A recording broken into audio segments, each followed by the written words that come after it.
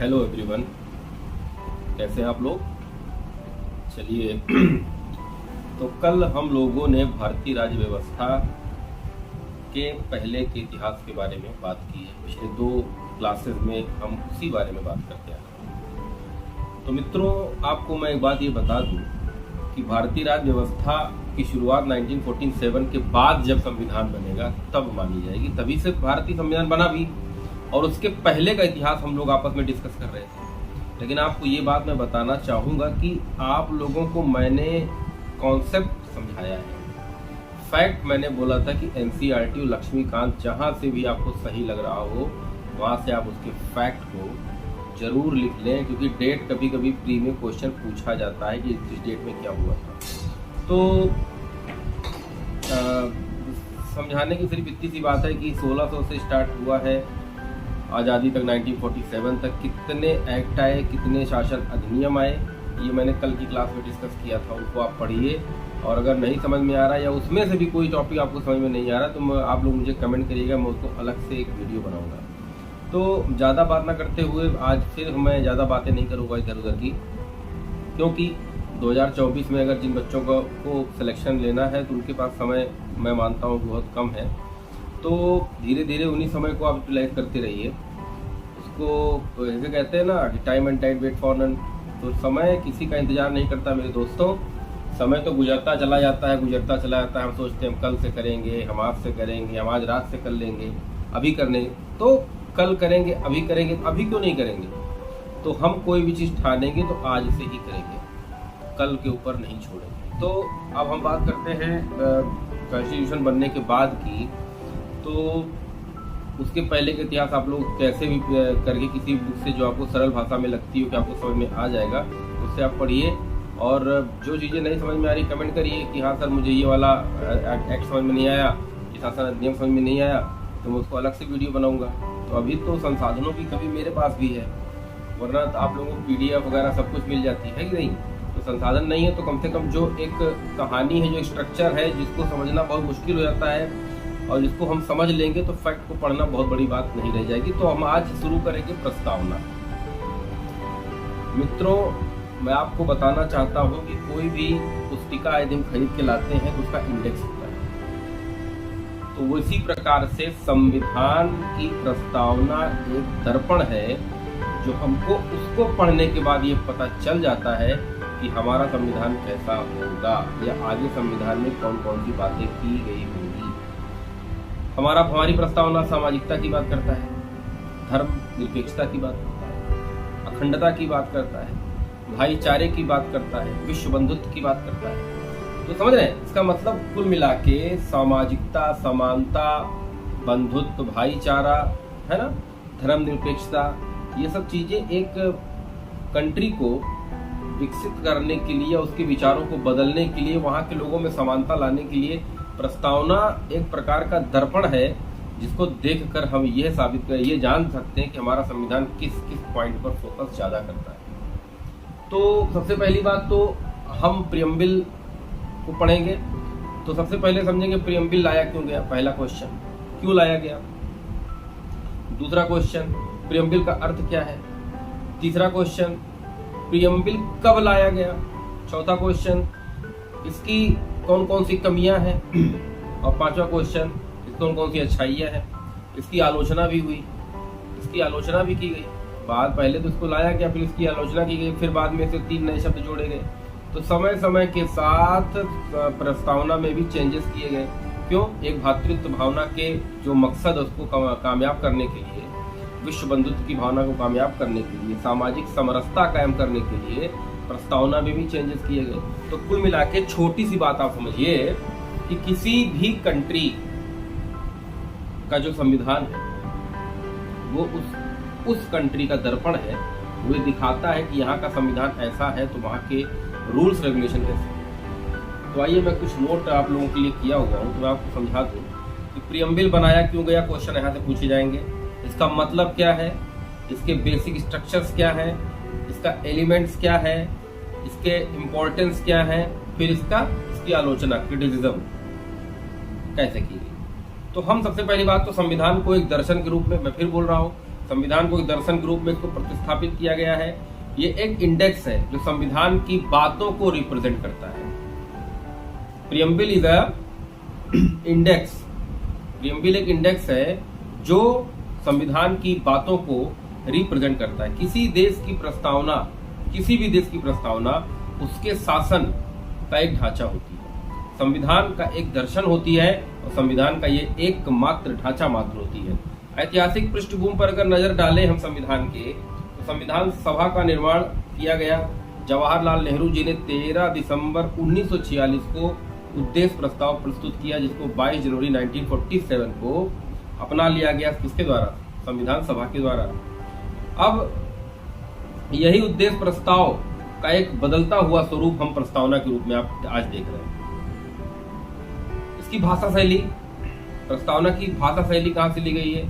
Australia से है। इसका उद्देश्य, प्रस्तावना का उद्देश्य एक स्वर्णिम समाज की स्थापना करना है। तो अब प्रियम्बल बनाने का रीजन क्या था? इसके 4 तत्व कौन कौन से, स्ट्रक्चर कौन कौन सा है? तो हम हाईलाइट ऑफ द प्रियम्बल, हम प्रियम्बल को हाईलाइट करेंगे कि क्या मतलब है, क्यों बनाया गया इसको। तो पावर ऑफ सोर्स, संविधान ने पावर ऑफ सोर्स किसको माना? जनता को माना, क्योंकि जनता ही अपने द्वारा चुने गए व्यक्ति को बैठाती है गद्दी पर शासन के लिए 5 सालों के लिए। जनता ही चुन के लाती है, जनता के अलावा कोई अलग से उसको नहीं चुन सकता है। दूसरा, नेचर ऑफ पावर, प्रस्तावना में नेचर ऑफ पावर की बात किया। Sovereignty, socialism, secular, democratic, Republic, Bharat लोकतंत्र है, तो ऐसी सारी चीजें देखने को यहाँ मिलेंगी ही मिलेंगी।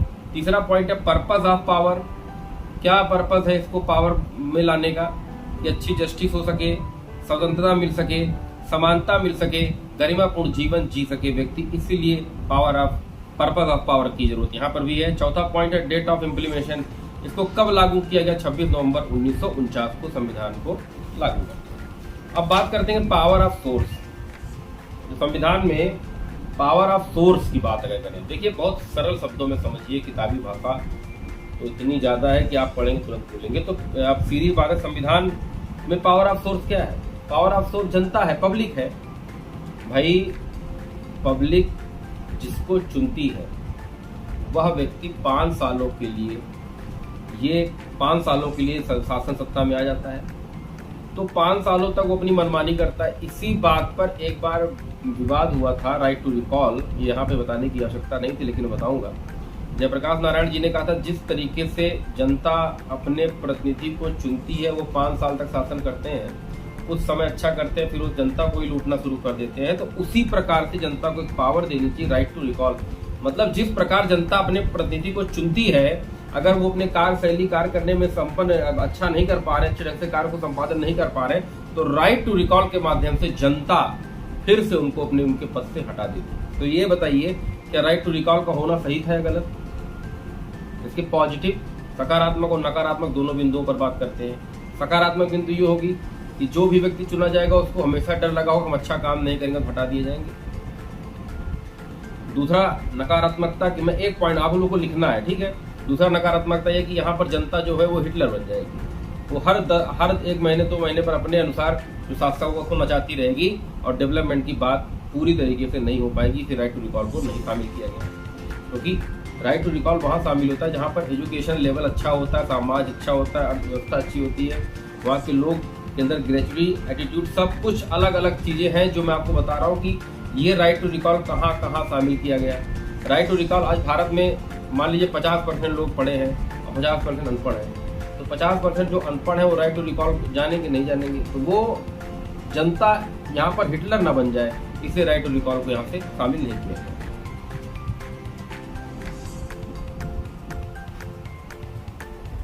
पावर ऑफ सोर्स से पूछ रहा हूँ, प्रियम्बल पावर ऑफ सोर्स किसको माना गया? जनता को। 3 शब्द, अंगीकृत, अधिनियमित और आत्मार्पित। अंगीकृत मतलब होता है धारण किया गया। संविधान की प्रियम्बल को जब हम पढ़ेंगे तो अंगीकृत, अधिनियमित और आत्मार्पित, ये 3 शब्द मिलेंगे। मतलब संविधान को अंगीकृत करते हैं, उसको अधिनियमित करते हैं, लिपिबद्ध करते हैं और आत्मार्पित, अपनी आत्मा से उसको ग्रहण करते हैं। तो इसमें बात की संपूर्ण समाजवाद की। संपूर्ण समाजवाद एक ऐसी भावना है जिसमें भारत जो है वो हर मामले को लागू करने के लिए स्वतंत्र है। समाज में समाज में सामंजस्यता स्थापित करने के लिए भारत सभी मामलों में स्वतंत्र है। इसमें किसी का कोई फोर्स नहीं है कि भारत ये नहीं कर सकता, वो नहीं कर सकता। भारत अपने समस्त अधिकारों को केंद्रीकृत करने के लिए, लागू करने के लिए, सामाजिकता को वापस उसी बिंदु पर स्थापित करने के लिए कोई भी रूल रेगुलेशन बना सकती है। अब भारत में दो प्रकार के मामले भारत में आज़ादी के बाद बनते, एक आंतरिक मामले, एक बाह्य मामले। आंतरिक मामले में 3 मामले निकल के आते हैं। कौन कौन से आंतरिक मामले? 3 होते हैं, एक आर्थिक, राजनैतिक, तीसरा सामाजिक। इन तीनों मामलों में जो भी रूल रेगुलेशन बनेंगे वो हमारी संसद बनाती आ रही है।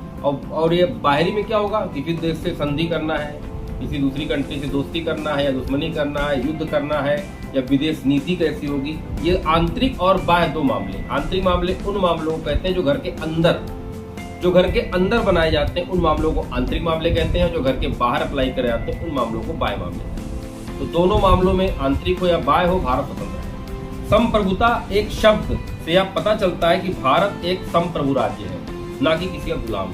बात समझिएगा, मैंने 2 मामले भारत की बताए, आंतरिक के बाहर। घर में अपने देख लीजिए, अपने आप घर में 2 मामले हैं। एक अपने घर में आप सुलझाते हैं, पड़ोसियों के बारे में बताते हैं कि भैया देखे तो उनके यहाँ वैसे मामला चल रहा है, उनके घर नहीं जाना है तुमको, बड़े बड़े अजीब टाइप के लोग हैं, उनके घर तुम नहीं जा सकते। तो ये आपके बाहरी मामले में आपके पिताजी ने हस्तक्षेप कर दिया। आंतरिक मामले में तो हस्तक्षेप था ही, अब बाह्य मामले में भी किससे आपको दोस्ती करनी है, किससे नहीं करनी है, कहाँ जाना है, कहाँ नहीं जाना है, क्या खाना है, अरे ये मत खाना चिंटू, तुम्हें खाने तुम्हारा पेट खराब हो। तो हर मामले में, यहाँ तक कि अंतःकरण की स्वतंत्रता जो बात करता है, वो भी कहीं ना कहीं अगर परिवार में हम देखें तो अंतःकरण का ये मामला भी कहीं ना कहीं हनन होता दिखाई देता है। तो हमने कहा आंतरिक मामले और बाह्य मामले। किसी देश के 2 मामले होते हैं, एक आंतरिक जो घर के अंदर होते हैं, अपनी कंट्री के अंदर जो मामले बनते हैं वो आंतरिक मामले हैं। आर्थिक मामले, सामाजिक मामले, राजनीतिक मामले, धार्मिक मामले, ये सब आंतरिक मैटर्स हैं। लेकिन हमारी कंट्री किसी दूसरी कंट्री संधि करेगी, दोस्ती करेगी, समझौता करेगी, युद्ध करेगी, या किसी का अधिग्रहण करेगी, या किसी को अपना क्षेत्र दे देगी, तो ये सब मामले विदेशी मामले हैं या बाह्य मामले हैं। इस पे दोनों पर भारत स्वतंत्र है, किसी के गुलाम नहीं है। लेकिन अब यहीं पर एक बात निकल के आती है, WTO, IMF, WHO, तो ये सब वैश्विक ऐसी संस्थाएं हैं जिनका एक कंट्री ने सभी कंट्री को मानने के लिए फोर्स भी नहीं कर रही है कि WTO ने कोई नियम बनाया सारी कंट्रीज को माने, नहीं। जो कंट्री अपने पास पर्याप्त संसाधन है, जिसके पास वो माने, जिसके पास नहीं वो ना माने। जिसके पास वो टाइटल है कि हमको ये करना चाहिए, अपने देश को अच्छा करने के लिए, अपना ट्रेड बढ़ाना चाहिए, तो वो करे, जिसके पास नहीं वो नहीं करे। WHO क्या है? वर्ल्ड हेल्थ ऑर्गेनाइजेशन, इसका जो नियम होता है सभी पर अप्लाई होता है, लेकिन जबरदस्ती फोर्स नहीं किया सकता। जो वैश्विक संस्थाएं हैं वो केवल आपके सामने बना के रख दी गई है, तो जबरदस्ती फोर्स करके आप तक नहीं पहुंचाया जा सकता। नहीं भैया WHO ने ये कहा तो आपको ये करना पड़ेगा, नहीं करना पड़ेगा। क्यों? क्योंकि संसाधन है तो करिए, नहीं तो मत। संसाधन होने के बाद भी देश नहीं करते हैं। तो WTO, WHO, IMF जो वैश्विक संस्थाएं कोई फोर्सफुली किसी पर भी अपने नियम रूल्स को अप्लाई नहीं कर सकती। ठीक है, अब विश्व स्तर पर कोई युद्ध हो गया, मान लीजिए यूक्रेन और रसिया का युद्ध चल रहा है, या हो रहा है, या हो चुका है, तो उसका और देशों पर क्या प्रभाव पड़ रहा है? तो इस पर बहुत सारे देश आपस में बैठ के रिपोर्ट तैयार कर सकते हैं कि हाँ भाई रसिया का साथ देना चाहिए, यूक्रेन का साथ देना चाहिए। कुछ देश जो रसिया के साथ चले गए, कुछ यूक्रेन के साथ चले गए। तो यहाँ पर चले तो गए साथ साथ, लेकिन यहाँ पर जो मुख्य उद्देश्य सभी देशों का ये है कि विश्व में समान रूप से शांति की स्थापना हो सके, दुर्भावपूर्ण व्यवहार नहीं हो सके। दुर्भावपूर्ण व्यवहार को कम करने के लिए, विश्व स्तर पर शांति को मेंटेन करने के लिए बहुत सारी ऐसी वैश्विक संस्थाओं को बनाया गया है, जो भारत ही नहीं सभी देशों पर एक तरीके से अपना फोकस प्रकाश के रूप में, एक प्रतिबिंब के रूप में सब पर अपना दृष्टिकोण बनाए रखती है कि किसके बारे में क्या करना है, क्या नहीं करना है, किसको अप्लाई करना है, किसको नहीं करना है। वैसे ही देख लीजिए आप कौन कौन से इसको अप्लाई कर, जबरदस्ती तो है नहीं कि फोर्सफुली वो करना ही करना है। तो हम बात करते हैं समाजवाद की। भारतीय समाजवाद सर्वोच्च न्यायालय के अनुसार गरीबी, असमानता, बीमारी, उपचार असमानता को मिटाने की इच्छा रखता है। समाजवाद भी 2 प्रकार का होता है, एक साम्यवाद समाजवाद, एक लोकतांत्रिक समाजवाद। साम्यवाद समाजवाद का अगर जीता जाता उदाहरण देखा जाए तो साम्यवादी संस्था जो है वो, जैसे चाइना की मान लीजिए साम्यवादी संस्था मान लेते हैं एक एग्जाम्पल के तौर पे। भारत लोकतांत्रिक है, यहाँ पर जो नियम कानून बनाए जाएंगे वो सबके लिए समान रूप से बनाए जाएंगे। साम्यवादिता यहाँ नहीं है। अगर साम्यवादी कानून की बात की, साम्यवादिता अमेरिका की संविधान में भी देखने में। समाजवाद को मैंने कहा ना 2 टाइप में विभाजित, लोकतांत्रिक और एक निजीकरण की बात करता है। लोकतांत्रिक आवश्यकता के अनुसार और जरूरत पड़ने पर, ये दो टाइप्स हैं। एक आवश्यकता अनुसार जरूरत, मुझे आवश्यकता किसी चीज़ की मैंने लिया, और ज़रूरत है मुझे इस चीज़ की बहुत ज़्यादा ज़रूरत है। आवश्यकता और ज़रूरत, ये दोनों चीज़ों में बहुत अंतर है। आवश्यकता है तो मैं अपनी आवश्यकता कल भी पूरी कर सकता हूँ, परसों भी पूरी कर सकता हूँ, नरसों पूरी कर सकता हूँ। लेकिन हमें ज़रूरत है तो ज़रूरत हमको तुरंत, जरूरत मतलब तुरंत, क्विक कोई चीज़ पूरा करना ही जरूरत कहलाता है। तो लोकतंत्र और साम्यवाद में सिर्फ इतना सा अंतर है कि लोकतंत्र में जनता जनार्दन सर्वोच्च सबसे है, सबसे ज़्यादा ताकतवर जनता है और जनता के सामने सब बौने साबित होते हैं। लेकिन आज भी आपको ये बता दूं कि जनता अगर बहुत शक्तिशाली भारत की है तो आज भारत के समाज में ये ऊंच नीच की खाई क्यों गहराती चली जा रही है? क्यों धर्मनिरपेक्षता के होने के बावजूद भी ये धर्म के मामले निकल के सामने आते हैं? क्यों अर्थव्यवस्था, आर्थिक मामले जब समान है तो ये गरीब और अमीर की जो खाई ऊंची नीची जो चल रही है, ये अब तक आज़ादी के बाद से लेकर अब तक क्यों इसको कम नहीं किया जा सका या पूरी का समाप्त क्यों नहीं किया जाता? एक चिंता का विषय है, एक सोचने का विषय है। यूपीएससी एस्पायरेंट, यूपीपीएससी एस्पायरेंट के लिए सोचने का विषय है, एक प्रशासक के लिए सोचने का विषय है। हमारे पास 1947 से सामाजिक, राजनैतिक, आर्थिक, धार्मिक सारी स्वतंत्रता, सबको समानता की बात करने के बाद भी आज हम पूरी तरीके से विकसित क्यों नहीं हो पा रहे हैं? अपने सपने, थॉट्स को क्यों नहीं विकास की ओर मोड़ पा रहे हैं? क्यों विकास की तरफ हम नहीं बढ़ पा रहे? एक छोटा समाज, एक समाज का कुछ परसेंट हिस्सा या कुछ परसेंटेज व्यक्ति क्यों आगे बढ़ रहा है? सभी लोग समाज में एक ही साथ क्यों नहीं दौड़ रहे हैं? कोई आगे दौड़ रहा है, कोई पीछे दौड़ रहा है, कोई बीच में गिर पड़ रहा है, क्यों? सभी समाज को एक साथ एक ही धुरी पर लाने के लिए सामाजिकता, असमानता, समानता, शिक्षा, स्वास्थ्य ऐसी सुविधाओं को देने के बाद भी आज भी भारतीय समाज में असमानता कहीं कहीं बहुत ज्यादा दिखती है, कहीं कहीं दिखाई नहीं देती है। मतलब टोटली तरीके से अगर मैं देखा जाए तो ये जो नियम है, ये रूल्स है, ये रेगुलेशन है, ये कहीं भी फॉलो होते हैं और कहीं कहीं नहीं भी फॉलो होते हैं। समानता में दो प्रकार की होती है, अवसर की समानता होती है, सभी वर्गों की समानता की बात करता है। समानता में जैसे मान लीजिए SC/ST एक्ट, जो मान लीजिए पंचायत में 1/3 महिलाओं को आरक्षण दिया गया, तो अवसर सबके लिए समान है, लेकिन अब इनको अलग से छूट क्यों दी गई? जब समानता का बात कर रहे हैं हम कि हम समान हैं, तो अलग से इन लोग को छूट क्यों दी गई? सीधा सा मतलब यही है मेरे दोस्तों, भाइयों, कि अब समाज की जो खाई है, इसमें दुबले, जो दुर्बल वर्ग के लोग हैं, इनको उस स्थान पर लाने के लिए, उस जगह लाने के लिए, उनको समान करने के लिए यहाँ से थोड़ा सा पुश किया जाता है कि चलो भैया उनको थोड़ी छूट दे दी जाएगी, तो जो हमारी असमानता की खाई है ये धीरे धीरे कम होती चली जाएगी।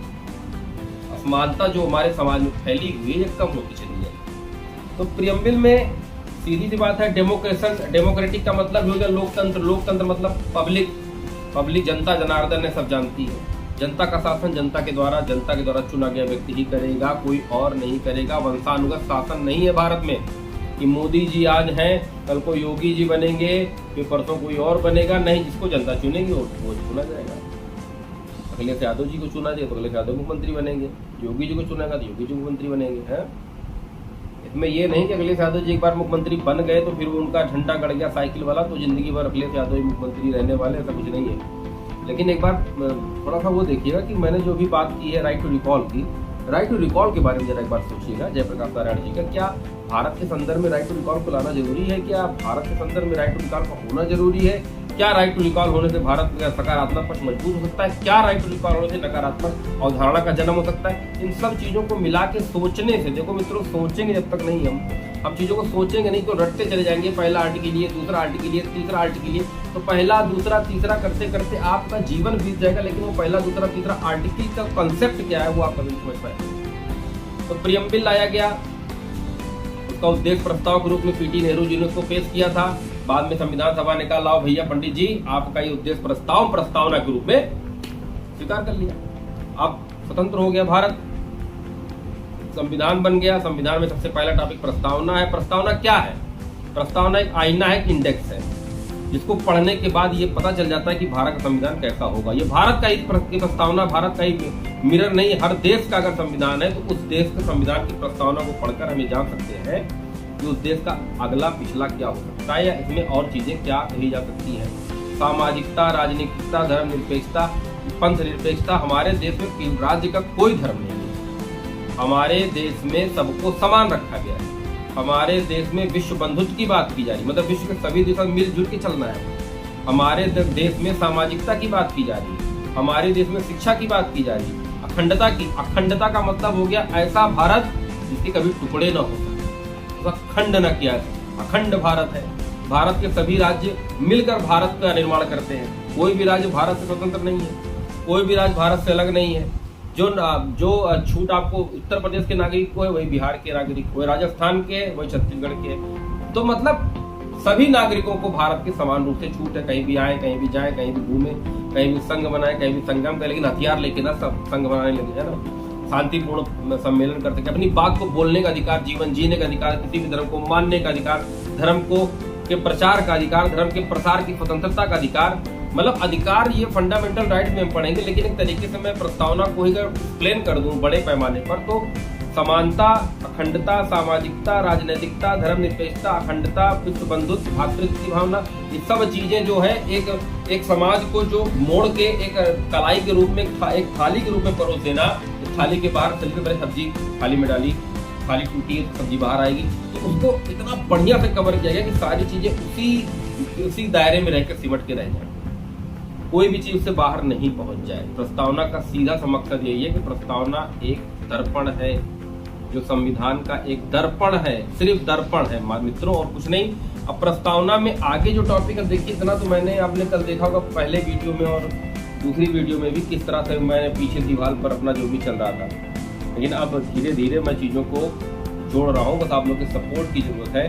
अभी तो ये पर्दा वगैरह लग गया है थोड़ा सा, नहीं तो पीछे क्या पता भाई दिल्ली वाली दीवार आपको देखने को मिलती, तो भी पर्दा वगैरह लग गया है। भी आने वाले समय में 2-4-10 दिनों में जो मैं आप घबराइए मत कि प्रस्तावना पर मैं आप कुछ जान नहीं पाए, नहीं, इसको मैं प्रॉपरली बोर्ड में पढ़ाऊंगा। लेकिन अभी थोड़ा समय दीजिए, क्योंकि पर्याप्त संसाधन न होने की वजह से पर्याप्त विकास नहीं हो पाता है। किसी भी देश में यदि पर्याप्त संसाधन है और उन पर्याप्त संसाधनों को समान रूप से वितरण नहीं हो पा रहा है मेरे दोस्तों, मेरे भाइयों, तो वह समाज सामाजिक रूप से कभी विकसित नहीं हो सकता। बहुत बड़ी बात बोली है। मेरे पास संसाधन है, पर्याप्त संसाधन है, मैं सबको बांट सकता हूँ, लेकिन वो संसाधन मैं परमानेंट किसी एक ही व्यक्ति को दूंगा तो बाकी के जो हमारे भाई लोग हैं वो कैसे डेवलप करेंगे। तो सामाजिक रूप से सभी संसाधनों का पर्याप्त जब मैं वितरण करूंगा, तभी कह सकता हूँ कि आने वाले समय में स्वर्णिम समाज की संकल्पना प्रस्तुत की जा सकती है। तो मित्रों, आज प्रस्तावना आप लोग किताब से एक बार पढ़िएगा। कंसेप्ट यही है कि प्रस्तावना एक मिरर है, एक दर्पण है, जो सभी संविधान के अंदर के पूरे ढांचे को, पूरी चीजों को निचोड़ है, वो संविधान का पूरा निचोड़ है। वो हमारा जो कॉन्स्टिट्यूशन है उसका निचोड़ है प्रस्तावना पढ़ के हम जान सकते हैं कि सकारात्मक पक्ष क्या क्या है, और इसके बनाए आगे जिन पार्टियों में कानून और नियम बनाएगा, इस प्रस्तावना को मद्देनजर रखते हुए बनाएगा। संविधान में संशोधन किया जा सकता है, हाँ किया जा सकता है, लेकिन वो संशोधन उतने मात्रा में ही किया जा सकता है जितने में संवैधानिक ढांचा न बदल जाए। जैसे मान लीजिए ये आकार, मैंने इस आकार का मान लीजिए ये मुट्ठी मेरी का आकार है, अब इसके अंदर जो भी करना है हमको कर सकते हैं, लेकिन बाहर कुछ नहीं करेंगे, बाहर के कोई नियम अप्लाई नहीं करेंगे कि इसका आकार चेंज हो जाएगा। अगर मैंने इसमें उंगली और जोड़ दी तो बताइए मुट्ठी का आकार चेंज हुआ कि नहीं चेंज हुआ? मजा आया कि नहीं आया? देखिए क्लास को समझिए, कॉन्सेप्ट को समझिए, चीजों को समझिए। मुट्ठी में उंगली अलग से जोड़ दी, आकार चेंज हो गया, तो ये अब ये जो उंगली जोड़ी गई इसको हटाना पड़ेगा कि संविधान का ढांचा नहीं बदलना चाहिए। इसके अंदर हम कुछ भी पकड़ लें, कुछ भी कर ले, आकार नहीं चेंज होना चाहिए। संविधान में संशोधन किया जा सकता है, परंतु वह संशोधन उसके ढांचे को परिवर्तित नहीं कर सकता है। ठीक है, तो संविधान में परिवर्तन भी हो सकता है, लेकिन ऐसा परिवर्तन होना चाहिए ढांचा ही ना बदल जाए संविधान। तो मित्रों, यहाँ तक मेरा मानना ये कि चीजों को हम जो रटते रहते हैं, उसको रटने की वजह से अच्छा होता है कि हम चीजों को इंटरलिंक करें। अगर चीजों को इंटरलिंक कर लेंगे तो भरोसा रखिए कि पूरी जिंदगी आप आंख बंद करके कहीं भी सो रहे होंगे तो कोई तुमसे पूछेगा भी बताओ प्रस्तावना क्या है, तुम आंख बंद करके बताओ कि प्रस्तावना संविधान का एक दर्पण है। प्रस्तावना क्या है? प्रस्तावना एक इंडेक्स है। प्रस्तावना क्या है? किसी भी देश के सामाजिक, आर्थिक, राजनैतिक मुद्दे पर बात करने वाली जो चीज है वो सब प्रस्तावना ही है। किसी भी देश के संपूर्ण विकास का एक प्रतिबिंब के रूप में अगर देखा जाए तो प्रस्तावना ही है। कब शामिल किया गया बता चुका हूँ, कौन लेके आया बता चुका हूँ, संविधान में सामाजिकता क्या है बता चुका हूँ, आर्थिक व्यवस्था क्या बता चुका हूँ, राजनीतिक मामले क्या बता चुका हूँ, अखंडता क्या बता चुका हूँ, विश्व बंधुत्व क्या बता चुका हूँ, समरसता क्या है बता चुका हूँ। पंथ निरपेक्ष धर्म निरपेक्ष का मतलब होता है संविधान के द्वारा किसी भी देश का किसी भी राज्य का अपना कोई धर्म नहीं है। ये सभी धर्मों को समान रूप से, सभी पंथों को समान रूप से अपने धर्म के प्रचार के लिए, उनके प्रसार के लिए, इनके लिए छूट दे देती है, लेकिन इनका कोई धर्म नहीं है। पर्टिकुलर संविधान ने ये कहा है किसी भी राज्य का कोई धर्म नहीं होगा। कंटिन्यू तो मैं आपको प्रस्तावना की जो मैंने आपसे कंसेप्ट समझाया तो ये इम्पोर्टेंट है, और इसका जो इम्पोर्टेंट फैक्ट हो तो आप किताब से ही ढूंढेंगे, लेकिन ये कंसेप्ट जो है ये आपको इस वीडियो में जो दिया है। देखिए भाई पूरी बात, मैं इस प्रकार का अध्यापक नहीं हूँ कि मैं आपके समक्ष किताबों को पढ़ूँ, इसको रटूँ कि किताबों के सामने जैसे कुछ पॉइंट बताया गया मैं आपको बताता जाऊँ, आपका टाइम वेस्ट होता। मैं आपको सिर्फ कंसेप्ट बता रहा हूँ। मैंने पहले ही बोल दिया NCERT ले लीजिए, लक्ष्मीकांत चाचा को ले लीजिए, लक्ष्मीकांत चाचा को लीजिए और उठा के पढ़िए प्रस्तावना में क्या क्या चीज़ें आई। और उसमें मेरा नंबर भी आपको वीडियो में चलता है 29903337 को 8299033374। प्रेम पांडे मैंने बोला था कि आप कभी मुझे किसी भी कमेंट करके कुछ भी किसी भी माध्यम से आप मुझसे जुड़िए, मुझसे पूछिए। मैं आने वाले समय में क्लास को और थोड़ा स्मार्ट बनाऊंगा, ऐसा करने का एक प्रयास करूंगा। अगर हो जाता है तो सो गुड, और नहीं होगा जैसे चलती क्लास चलेगी, लेकिन चलेगी जरूर। तो मेरे दोस्तों, मेरे मित्रों, भाइयों बहनों, तो आज का ये अंक प्रस्तावना का यही समाप्त होता है। जय हिंद।